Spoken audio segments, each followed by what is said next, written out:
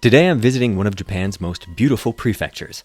Located about 2 hours west of Tokyo, the scenery of Yamanashi is punctuated by stunning mountain ranges, such as the Japanese Alps and Yatsugatake. Not to mention a front row view of Mount Fuji. But I'm not here today to enjoy nature. I'm sitting down with the creative mind behind Japan's largest car-centered YouTube channel, Ron from Tokyo Tuner. Ron first moved to Japan in 2014 due to his love of Japanese cars. And over a decade later, he's still here, following his passion of capturing vehicles in motion. We talk about life in Japan as a foreigner, how to turn your hobby into your profession, and a lot more. So without further ado, let's take another look through the Expat lens. Hello, everybody, and welcome back to another installment into the Expat Lens series. I'm your host, Jack Xavier. Today on the podcast, I'm welcoming a close personal friend of mine. We've known each other for, already over 15 years, something like that. Yeah, about. And we met in Japan. It is my great pleasure to introduce a entrepreneur, a automotive photographer, a father, and so much more. We're going to dive into his personal story and his incredible transition into Japan. It's a great one, folks. Stick around. Thanks, Ron, for coming on the podcast. No problem. I don't know if I'll live up to the hype now. You definitely will. Don't worry about that. And as you can see, this time we're in quite an area here with an amazing background that I think kind of gives away a little bit more about you and what you're up to in Japan. But before we dive into that, Okay. Let's start at the beginning. Okay. Let's talk about why Japan and how did you get here? What was the origin story of Ron in Japan? I'm originally from Colorado, and in Colorado there's a lot of Vietnamese, a lot of Asian Americans, and they were into the JDM, like Japan Domestic Motorsports. They just basically prefer Japanese cars versus the American muscle cars. Is it because they perform better? Like, what is the reason that people would be interested in Japanese cars over American cars? More like tuning, like being able to modify and customize, especially back then. Some of the big magazines out there, like Import Magazine, Super Street, Speed Hunters magazines, the Need for Speed games and all that. That was really our generation, and that's kind of took over, at least for us, the mindset of not wanting to get muscle cars or American muscle cars or things like that, but something like a Honda. Also affordability. So anyone can easily get into a Honda Civic and start their tuning journey, whereas if you want to get into a muscle car, the barrier to entry is actually quite expensive. So yeah, if you're interested in cars and you're trying to get your feet wet, usually you start off with a Honda. Japanese cars, and everyone, your friends in your community at the time, like everyone was talking about Japanese cars. So then was that the first time you kind of realized that Japan was a thing? Honestly, yeah, that was the start. That and anime. So, yeah, I mean, hey, we always have the entry drug, right? Yeah, that was the biggest one, the cars and anime. So it was really a combination of Japan pop culture and then the Japan car scene that sparked your interest, and you're like, okay, Japan has some pretty cool stuff. Right, that is correct. But what actually got you here the first time? The first time I came over on a study exchange program, and that was in college. So this whole time growing up, I was like, I want to come to Japan. I want to see the car culture and some anime stuff. But really, it was the car culture that I wanted to see. In college, we had a month exchange program, and my school came to the school that you were actually at, and that was awesome. That was epic. I remember that. That was very fun for me too, because it was the first time that exchange students from America were coming to visit the university. Wait, seriously? That was the first time? For me. Oh, okay. I was like, really? There were other students, but I was mostly surrounded by people from Europe or people from other Asian countries. So having other Americans join, it was really fun to welcome people. And it was a month, right? But I think we got along pretty well. And then we said bye, and it's maybe we meet again. But then after that, it was one of those instances where you meet people and you get along, and you say your goodbyes. And the people that sometimes you least expect to appear again in your life, they do. And then it's almost like fate, right? Because I had been scrolling on Facebook or something at the time, and I noticed you post a picture a couple years later after your visit, right? You posted a picture, and I'm like, that's a Japanese car. So I DM'd you and I'm like, are you in Japan right now? And you're like, yeah, I'm on vacation.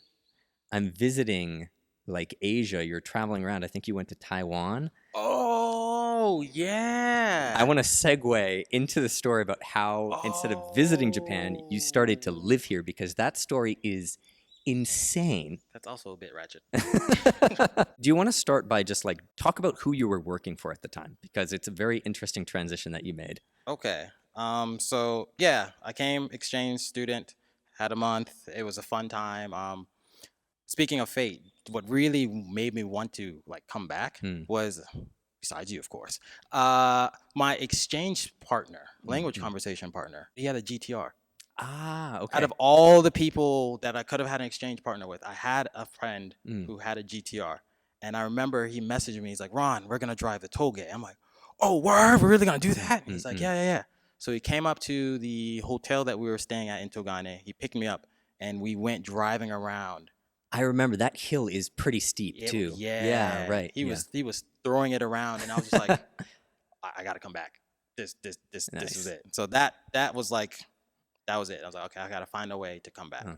For anyone who's not familiar with the phrase toge, because this is kind of like a very specific phrase, it's like a switchback you see on Japanese mountainsides. And I think they're very prominent in something like, what is that called? Initial D? Yes, that's correct. If Yeah, you've ever right, heard of yeah. Initial D, then you know exactly what that is. Yeah, yeah. Mountain pass roads. Yeah. So went back to college. I finished. My background is in engineering, mechanical engineering, and physics, and I worked for Boeing. And I was supposed to be working on. He just like casually is like, yeah, I just whatever. I was rocket scientist for Boeing, no big deal. I'm gonna push that point, folks. So I kind of fell into that. Yeah, my whole background ever since I started university was in rockets. Mm. So as a freshman, I was interning at a company called United Launch Alliance, which was the child company of Lockheed Martin and Boeing. And I did that for 4 summers, 5 summers. Mm. And then after I graduated tech, I got hired for Boeing, but I actually didn't like rockets. I wanted to do things with cars, obviously. Spoiler alert. And they hired me to work on something. I can't remember if it was the 787 or something with. It was an airplane. I was supposed to be doing something with an airplane, and that department closed. Okay. And then they're like, well, we noticed your background's in rockets, and we have this contract with NASA on the SLS program, Space Launch Systems. So we're gonna put you in that. I'm like, okay. So I worked for NASA for So, about like, a year and some change. It's not rocket science, but actually it is rocket science. Hello.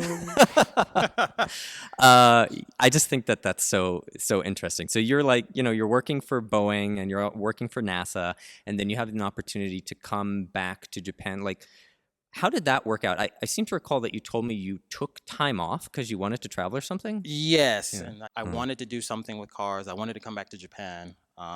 I love photography, cameras. I wanted to do like a blend, like an automotive journalist, where I get to take pictures, drive cars, write about them. That was kind of like the vision that I had. I couldn't figure out how or when would be the right time to come to Japan. And the guy, I mentioned that in the summers I was interning, I was staying at this elderly gentleman's house.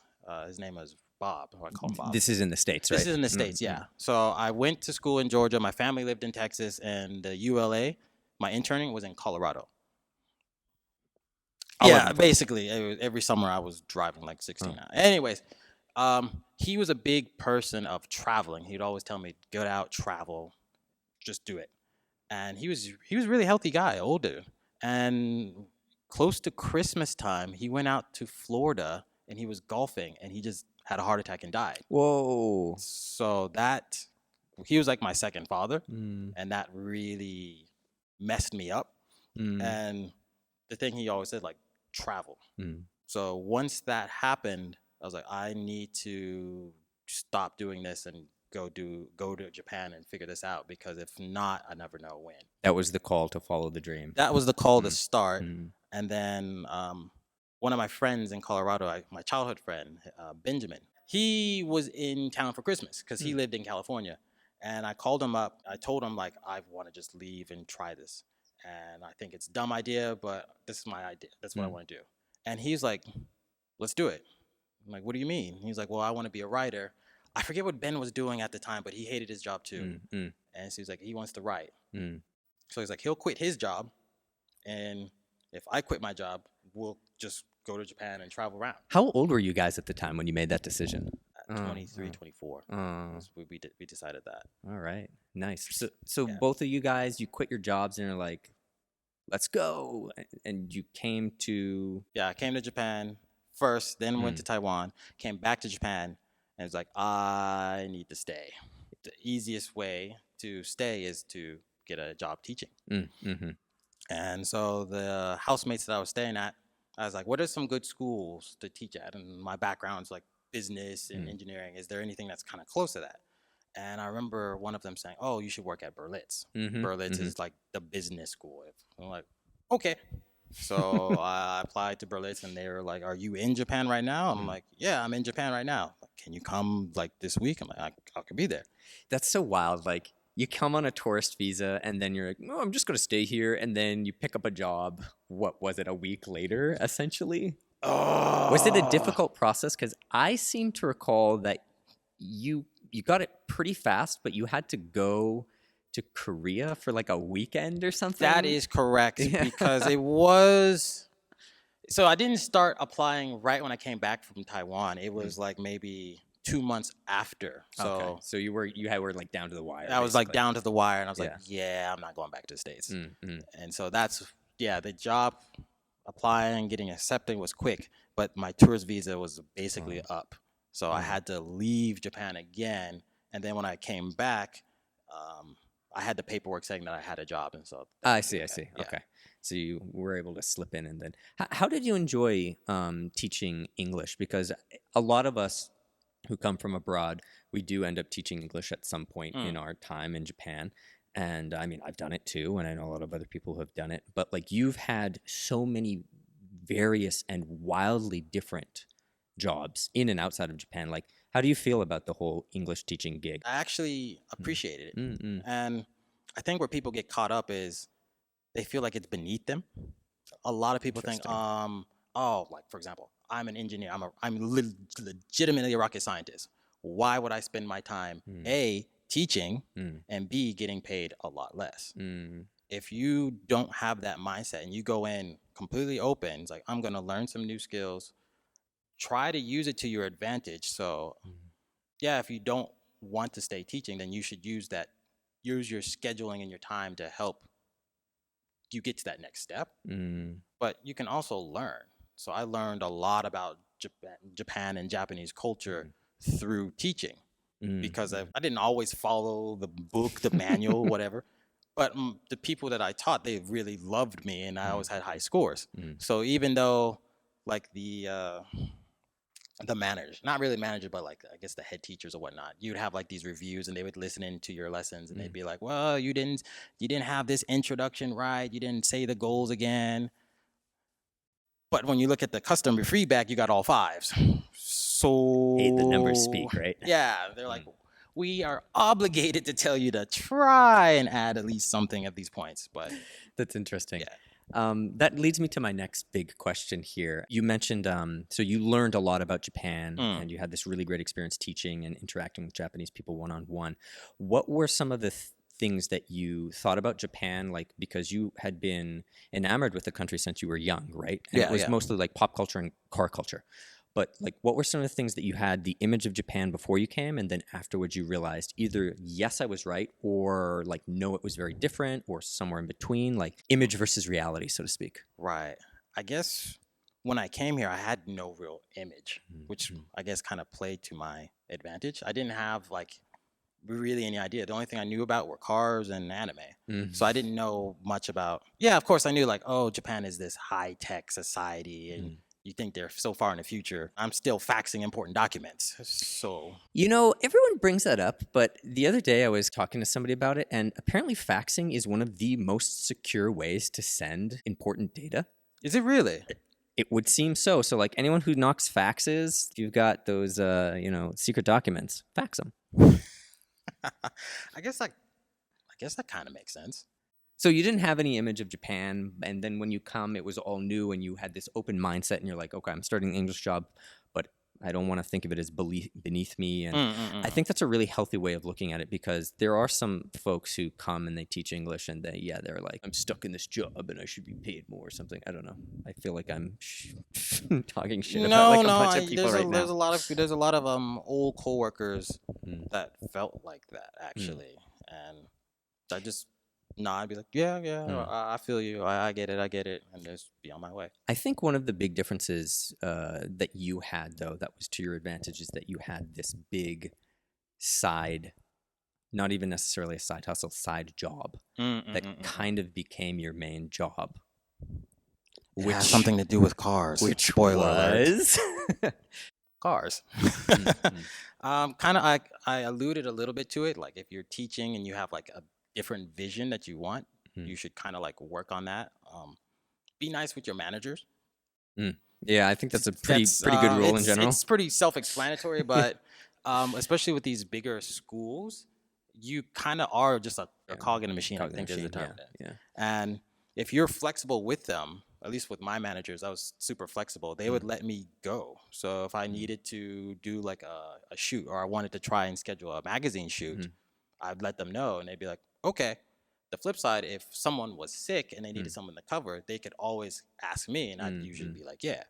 So just to clarify, you were an automotive photographer working freelance for a magazine.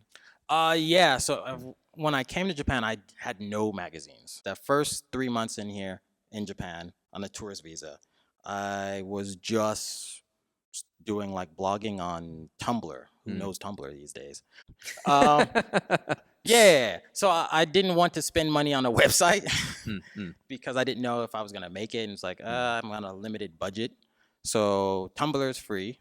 And what I did was I programmed and I designed mini Tumblr pages to act like a website. Interesting. So I linked everything together. So it looked like a website, but it was just basically different blogs binded together. And it just flowed with each other like a website. Yeah. And so I would travel around Tokyo, take pictures of random cars, delete number plates, try to find events and things like that. And so I would do that. And then there was one person I was following on Tumblr, and he was doing magazine stuff. And so I just asked him, like, yo, how'd you do that? And I could see when he would post his pictures, it had like this magazine. It was like almost like a scan. Because it was printed magazine. And so I just asked, like, yo, how'd you do that? Put me on. What do I got to do? And he's like, oh, send me your resume or send me some of your work. And I'm like, this is it. This is all it. And he's like, oh, bet. Add me on Facebook and I'll add you to this website. Not website. What would you call Facebook group? I guess Facebook group, but it was like online community or something like that. Yeah, online community called Third World Society, and they're still there now. But the editor at the time, we went to the same high school.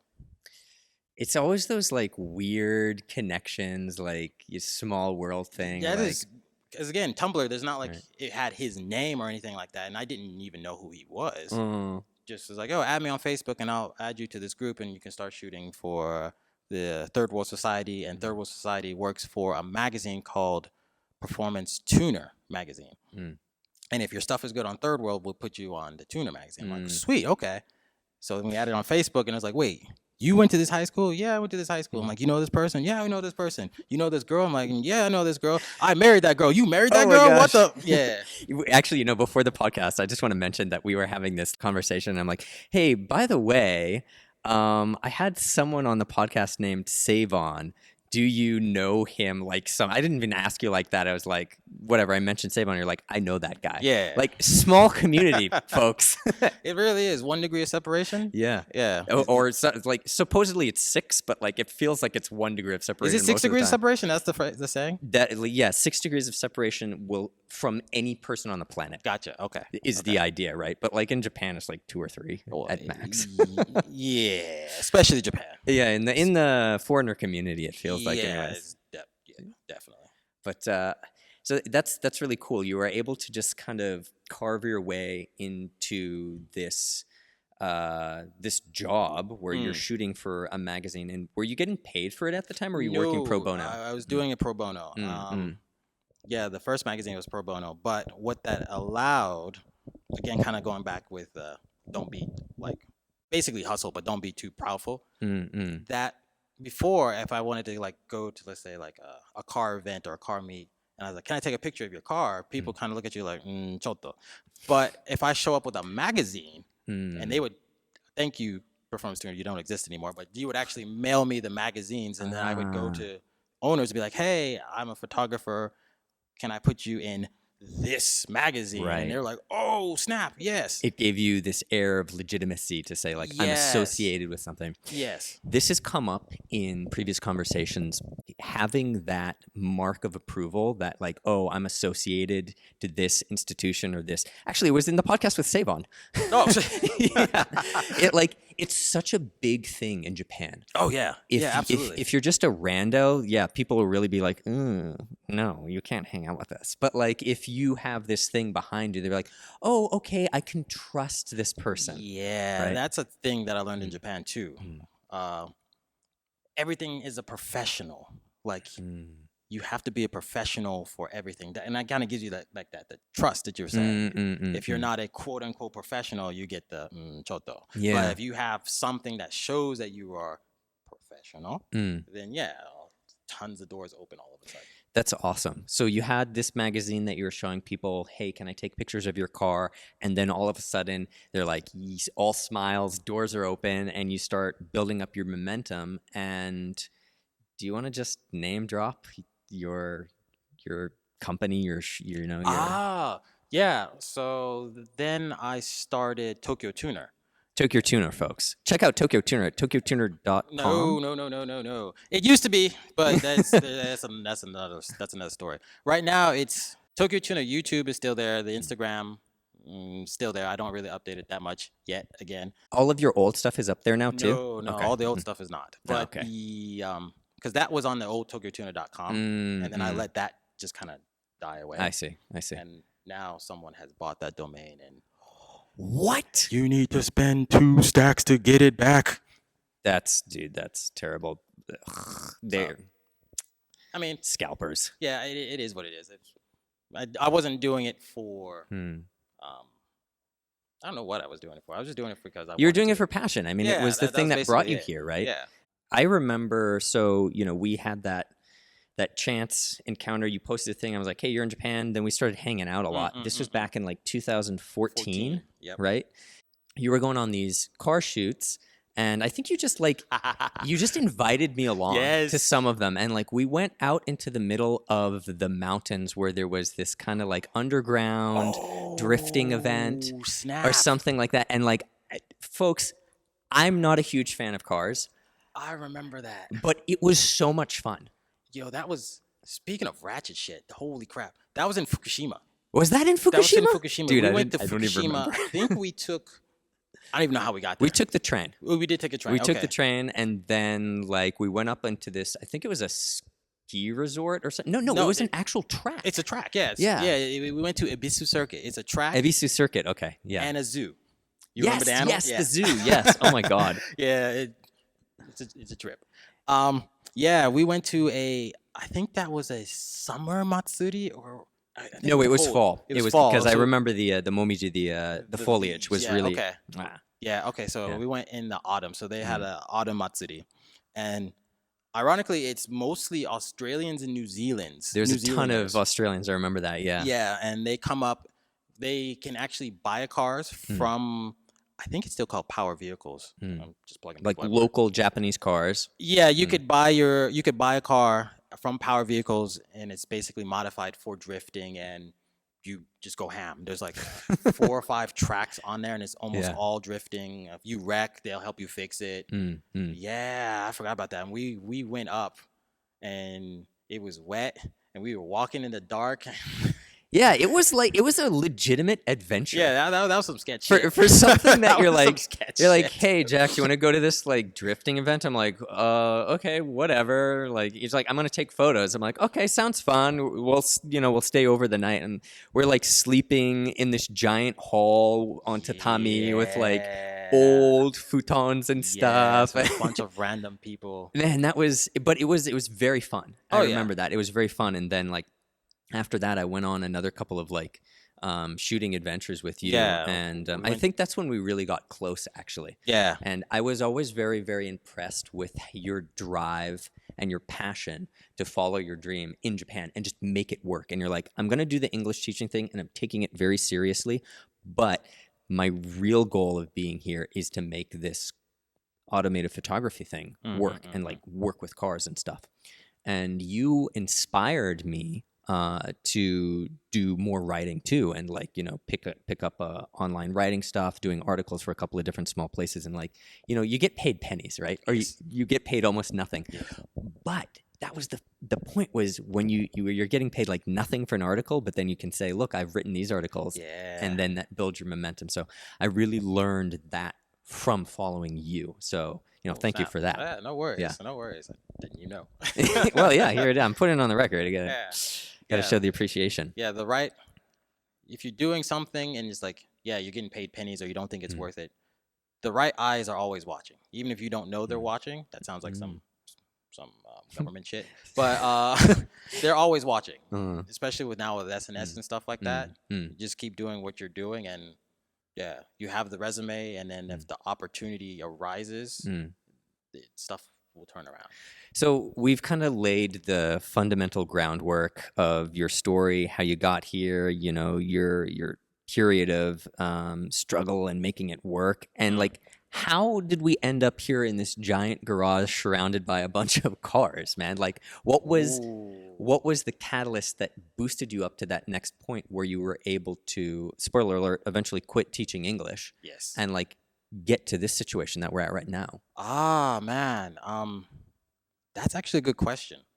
So I was still doing the magazine stuff, and I was working for Speed Hunters. So I mentioned before Speed Hunters when I was younger with Need for Speed, big online magazine, and Tokyo Tuner helped me get in with Speed Hunters. And then again, that legitimacy thing. This is my digital resume, essentially, right? Yes. And then with Speed Hunters, then I was basically traveling all over the place, not just Japan, but Southeast Asia, America, doing shoots and events and things like that. Originally, Tokyo Tuner was only photographs, right? Originally, it was just photographs. And then the same person that I was talking with, I had asked him for advice, and he's like, you should start writing. So I started writing. So that's how it became photos and writing.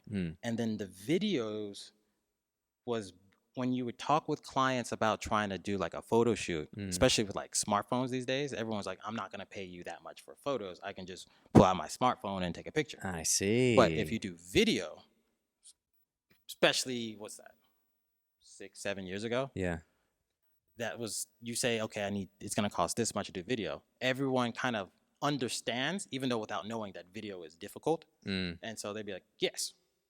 So it was just more of a strategic thing. Okay, let me start doing video in case the photography doesn't work. I have like the next backup for that. I also want to ask you a little bit about the experience of being a foreigner in Japan, because I think you're one of the folks who, you said it earlier, you had an open mind and an open heart and tried to like connect deeply into Japan. But like, how has the foreigner experience been here for you? Like that gaijin life, so to speak?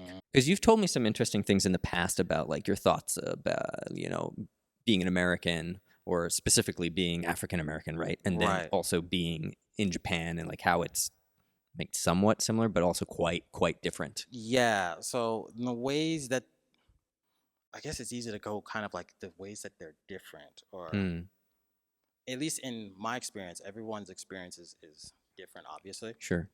But my experience, living in America, I felt almost as a foreigner in America, as an African American, especially in the South. Was working in Alabama. Yeah, I know. Make your jokes now. And so it didn't matter that I was this rocket scientist. I still got judged as someone that's like, oh, you're going to steal something, or any type of stereotype. I remember we almost had an HR moment. One of my coworkers was like, are you black? And I was like, yeah, the last time I checked. In my head, I'm like, this is about to go sideways real Oh quick. no. I'm like, okay, yeah, I'll buy it. Yeah, why? And she's like, well, you know, you just don't act black. I'm like, Hmm. let's see how far this rabbit hole goes. Okay, go on. What do you mean? She's like, well, you know, you dress nice and you don't have like a weird accent or anything like that, and you don't seem like one of those like rapper kind of people. And I was like, what the do you mean? Oh my god, And dude. my coworker, like my tech lead, he's like, whoa, Ron. What she means is you seem a lot more educated than like other black folks. I'm like, that's not making any better. Yeah, no. But stuff like that was unfortunately like a common thing. It doesn't matter how rich you are, how successful you are, what your degree is. If you are African American in the South, especially the South, especially the South, you will get judged differently. And that kind of sucks, being American and being judged as basically non-American. It doesn't kind of suck. It absolutely it sucks. sucks. It's terrible. It's not the business. Yeah. In Japan, people say like, oh, Japanese people are racist. They will run away from you too. And that's just because there's a lack of exposure. So yeah, I've had people be kind of shy or look at me a little different. But most of the time it's just that they're curious. They want to talk, but they may not speak English, or they may speak a little English and they're embarrassed about their English. A perfect example of this is I did a magazine shoot in Kitami. It's like the northeast part of Hokkaido. Oh, okay, Yeah, wow. Way like no foreigners go there. No foreigners go to Kitami. Yeah. And so just random black dudes in Kitami, and we had this big event, and I could see people just looking at me like, oh my god, American Jin kana? I'm like, desho. And they're like, oh, bikurishita. And then once they knew I spoke Japanese, like everyone wanted to talk, and there was just that barrier in the beginning of language, which is easy to overcome. Barriers of racism is very difficult to overcome. They both require conversations, but it's harder to sit down and have a conversation with a quote unquote racist than it is to have a conversation with someone who's just curious but doesn't know how to speak English. Right. I think there's probably a lot of preconceptions that people have on both sides. You're right. About strangers in America, or people who are different from you in America versus people who are different from you in Japan. But I think what you said was very concisely, that it's more like the population in Japan is whatever it is, 98% Japanese, Right. Like ethnically. Yes. So when they see someone new, it's kind of, as you said, like, oh, like I'm curious, but I'm kind of afraid, or I don't know. And like, do they speak Japanese? I don't speak English, or I'm not confident. And then when you're able to open up and be like, hey, my Japanese is not perfect, but I'm very happy to have a conversation. Right. Then they're like, oh, okay, cool. Like, yes. And sometimes they'll ask you some questions that maybe on the surface feel kind of racist, but it is not coming from that preconceived notion of like, you are XYZ, therefore, like that is correct. Very unfortunate racist conversation that you had in Georgia, was it? Well, I mean, it's kind of been all over the place. Yeah, but that one in particular was in Alabama. That was Alabama. Yeah. There has been some in Georgia too. Yeah. But like, for Japanese people, they might just be like, can I ask you these questions? And then if you just ask them and be sincere about it, they'll have a great impression of you or your country. And then I think that's the best way to go about it. Yeah, like, I agree. Be an ambassador, folks. Like, you can make a difference. You can be a great impact on the Gaijin community here. So that's my public service announcement. It's a good PSA. But yeah, thank you. Yeah, I know other people have other experiences, like getting stopped by the police all the time, like walking around in like Tokyo and stuff like that. And I have been stopped by the police too. I mean, I have. Yeah, like I've been stopped by the police tons of times. Yeah, it that is something that kind of unfortunately happens. But I'd rather be stopped by the police here than in America. Right. Yeah. And that's just how I look at it. I'm like, if you're probably gonna search my bag. Okay. You want to ask for my residency card? Okay, I'll show you my driver's license. And then most of the time, like, oh, pro tip: show your driver's license. Yeah. Get a driver's license. Get a driver's license and then show that. Like, I almost never show my residency card unless I absolutely have to. Basically, government work. But yeah, I just show driver's license, and they're like, "Oh, okay, cool. Speak Japanese. we laugh about it, and they're like, okay, yeah, we're sorry. We're just kind of doing random checks. I'm like, yeah, it's all right, whatever. I think that is the way to go about it, and you said it very well. Like in Japan, when you get stopped by the cops, it's an inconvenience. In America, if you get stopped by the cops, it's potentially like Yes, it could be death. dangerous, depending on your background. Yes. Unfortunately, I thought it might be a little bit interesting to talk about your family life and raising kids in Japan and the experience that you've had so far, because you have two quite young children, right? Yes. My son is 4, my daughter is 2. And so, like, I mean, the adventure of fatherhood, I think, is something that is very complicated, and we can't really, condense it into a couple of minutes here. But God, I like, wish. specifically raising kids in Japan, is there anything that you've noticed as an American father living in Japan and having mixed children, or like challenges or things that you thought were going to be challenges but actually weren't? It seems like from the conversation that we've had up to this point, as long as you can speak Japanese and you're part of the community and people know you and you're open and everything, you're never going to have huge problems. Yeah, that's basically it. I guess some of the biggest things, and it's not just education compared to America, it's like healthcare. Like Japan has universal healthcare. Yeah. So my kids are covered till 18. Oh man, that's awesome. I don't have to be working at Boeing to have the greatest healthcare system provided for them. A little socialism goes a long way, right? Don't say socialism. You might get excommunicated by saying that word on Oopsie. Your American audience. Yeah, like universal healthcare is fantastic. Daycare. I think my sister was saying like her son, my nephew, was like in the States. Their daycare fee was like something absurd, like almost $1,000 plus a month. What is it in Japan? I think my son's daycare is like $80. What? Yeah. For a month? Yeah. You got to move out to Yamanashi, man. Woo! Yeah. It's expensive in Tokyo. Yeah. I don't know what the prices are, but yeah, I think the countryside is a lot more reasonable. Oh yeah, it's much more, and that's private. Really? That's private. My son goes to a private daycare. If it's public, I think it might even be free. Interesting. Yeah. Very, very interesting. Yeah. Huh. So that kind of makes it if you think about it just in terms of like education, not talking about quality, but if we're just talking about cost, healthcare quality is amazing. Nothing against that. It's very hard to really like, why would you, I mean, there's many reasons why you would, but those are two huge things that a lot of families struggle with in the States. So as a I wouldn't, maybe young family is the way to put it. Like as a young family with young children, you feel like there's a lot more support and you feel a lot more safe. Yes. Raising kids here in Japan. Absolutely. Yeah. I think that's really, really key information to be sharing with people. Interesting.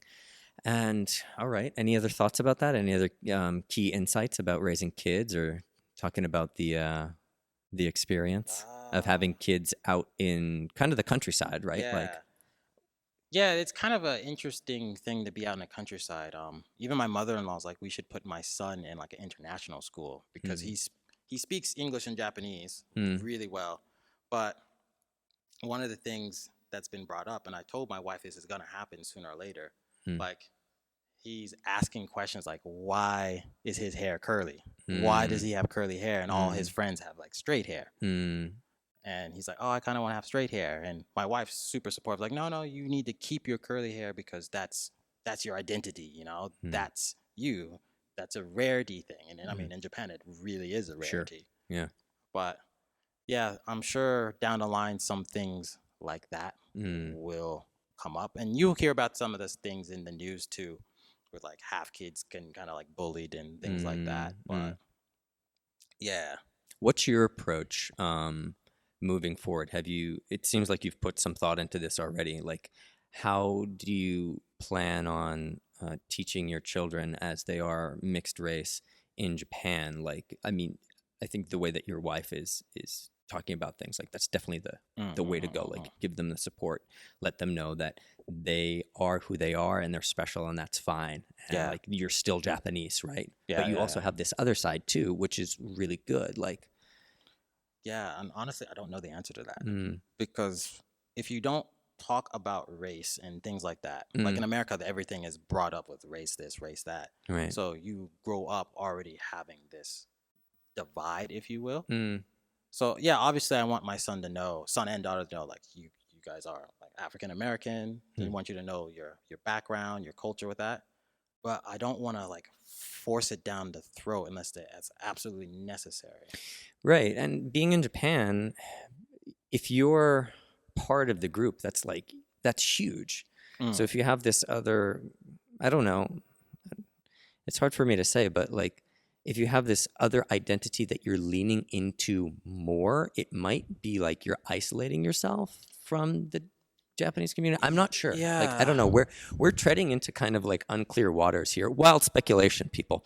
But I think it's one of those conversations that is kind of important to stumble around in and try to figure out. Like, it's not our journey. It's like it's the next generation, right? Right, and that's the thing. Like I said, like, I honestly don't know the answer. Like, I read articles or see stories about other half African American, half Japanese, and they would say like they felt if they tried to blend in with one, they would feel alienated by the other, and vice versa. So it was like, does it make sense to try and be one or the other, or just kind of let's focus on you, just kind of be you? I don't know the answer to that. I think that probably is the answer, though, right? Like, at the end of the day, we're all different, and it doesn't matter if you're ethnically something or mixed or this or that, right? It's more important that you're true to yourself, and then the impression that you leave on people and how you either set or break their expectations. And that kind of goes back to what we were talking about earlier, right? Like, people maybe are going to be afraid of you or have these preconceptions about you. But if you're open-minded and you keep your heart open as well, and you are genuine with everything that you do, then you can really, I don't know, change the world in a small way, at least in your community. And I think that's the point. So do you have anything to add to that? No, I think you said it quite elegantly, and that's basically it. You know. Well, thank you. Yeah, that's basically it. Well, I like that. Let's end on that high note. Thank you again, everyone, for watching and tuning into another episode of Expat Lens. Another great big thank you to Ron. No worries. Thank you for having me. And we'll see you on the next episode of Expat Lens. See you. Thank you.